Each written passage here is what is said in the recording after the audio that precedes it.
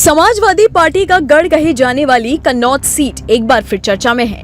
यहाँ पर चौथे चरण की वोटिंग पूरी हो चुकी है और चुनाव दिलचस्प होता जा रहा है। इस सीट से सपा के अखिलेश यादव और बीजेपी की तरफ से सुब्रत पाठक चुनावी मैदान में है, जिसके बाद से ही यहाँ पर सियासी घमासान मचा हुआ है।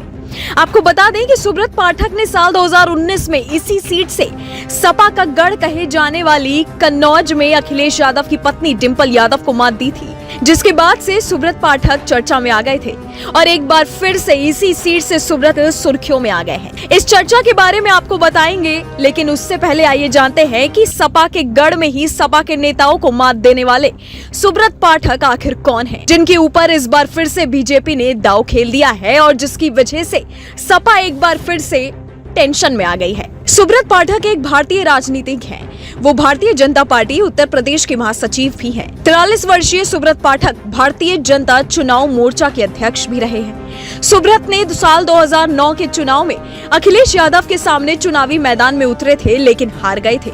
तब अखिलेश को 3,36,751 और सुब्रत को 1,50,872 वोट मिले थे।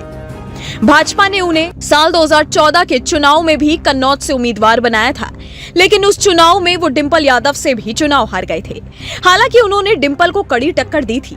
उन्हें कुल 4,69,257 वोट मिले और डिंपल यादव को 4,79,164 वोट मिले थे। इस चुनाव में डिंपल ने सुब्रत को 1,09,907 मतों के अंतर से हरा दिया था। ताजा अपडेट की बात करें तो कुछ दिन पहले बीजेपी प्रत्याशी सुब्रत पाठक ने सपा अध्यक्ष अखिलेश यादव पर जुबानी हमला भी बोल दिया, जिसके बाद कन्नौज की सियासत गर्मा गई थी। कन्नौज सांसद ने चुनाव आयोग में बाहरी लोगों की जनपद में रुकने को लेकर पत्र लिख दिया था। चुनाव आयोग में की गई शिकायत को लेकर बताया गया कि कई मुस्लिम बाहुल्य क्षेत्रों से मेरे पास शिकायत आई थी और फोन भी आ रहे थे कि मुस्लिम भाइयों ने बताया कि बहुत से बाहरी लोगों को उन्होंने देखा जिनको उन्होंने कभी देखा ही नहीं, ईद बकरी पर भी कभी नहीं देखा। ऐसे लोग दिख रहे हैं जो जांच का विषय है। क्या ये रोहिंग्या है, बांग्लादेशी हैं, कौन लोग हैं ये नहीं पता। यही नहीं, सुब्रत पाठक ने कुछ दिन पहले राहुल गांधी पर भी जुबानी हमला बोला था। राहुल गांधी के एक बयान पर, जिसमें उन्होंने कहा था कि बीजेपी का सुपड़ा साफ हो जाएगा और इंडिया गठबंधन का तूफान आ जाएगा। इस पर सुब्रत पाठक ने कहा था कि राहुल गांधी कन्नौज नहीं आए, बल्कि इसलिए आए हैं कि राहुल गांधी को देखकर लोगों को हंसी आने लगती है। वो डबल कंफ्यूज है। एक कंफ्यूज तब हो गए जब उन्हें अखिलेश यादव मिल गए।